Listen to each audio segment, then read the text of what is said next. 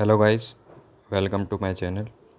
जैसा कि आप लोगों को पता है, आजकल चल रहा है DDASO का एग्ज़ाम। 2 दिन ये एग्ज़ाम हो चुका है और 3 दिन और बचा हुआ है, 26 सितंबर, 8th एंड 9th अक्टूबर। मेरी शिफ्ट थी 26 सितंबर की 4th शिफ्ट और दिल्ली सेंटर था। सबका ही दिल्ली है एक्चुअली। ये एग्ज़ाम बहुत हद तक CGL से मिलता जुलता है, पर इसमें एक डिफरेंशियल थिंग है। वो ये है कि इसमें 1/3 मार्किंग है, जिसका मतलब हुआ 0.66। सो इसका ज़रूर याद रखना आप GK में तुक्का मारने से पहले। एंड अब मैं सेक्शन वाइज बताता हूँ। मैथ्स में 20 से 21 क्वेश्चन 1 गो में हो जाएंगे। 2-3 क्वेश्चन थोड़े ट्रिकी हैं। जैसे कि एक क्वेश्चन ये था कि अगर रोम्बस का एक्सटर्नल एंगल और ऑक्टागन का एक्सटर्नल एंगल सेम है तो, और रोम्बस की एक साइड 14 सेंटीमीटर है, तो रोम्बस का एरिया क्या है। तो आई थिंक ये थोड़ा सा ट्रिकी था। इसी तरीके का क्वेश्चन था, मैंने स्किप करा है। और एक बार ग्राफ की डी आई थी जिसमें 2-3 चीज़ों को मिक्स करके पूछा हुआ था, 2-3 स्टेप में सॉल्व होता, तो वो भी कुछ न्यू टाइप था। तो आई थिंक ये CGL मेंस में देखने को मिल सकता है। और रीजनिंग में मुझसे एक ये मिस्टेक पॉइंट हुआ कि मैंने रीजनिंग लास्ट में अटैम्प्ट करी और रीजनिंग बहुत ही ईजी थी।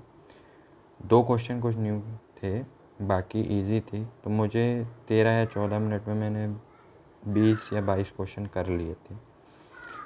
तो रीजनिंग को लास्ट में अटेम्प्ट ना करें, क्योंकि रीजनिंग और GK ये 2 सेक्शन सबसे इजी आ रहे हैं, तो इनको आप पहले करें। अब आते हैं इंग्लिश पे। इंग्लिश मुझे टफेस्ट लगी।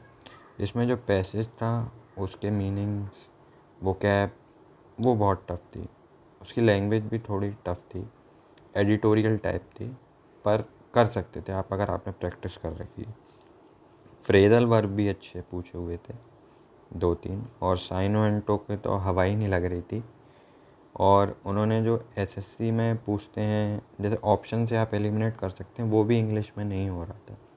जब तक आपको उसका असली मीनिंग नहीं पता तो आप नहीं कर पाएंगे। देन कुछ एक्सक्लेमेटरी टाइप के सेंटेंस भी दिखे थे मुझे, जैसे इसमें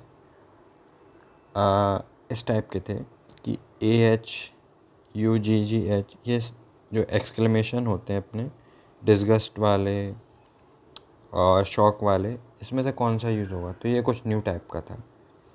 और GK तो बहुत ही इजी थी। जैसा कि ये आप देख सकते हैं, क्वेश्चन जो आए थे वो ये थे कि ताजमहल किसने बिल्ड करा है।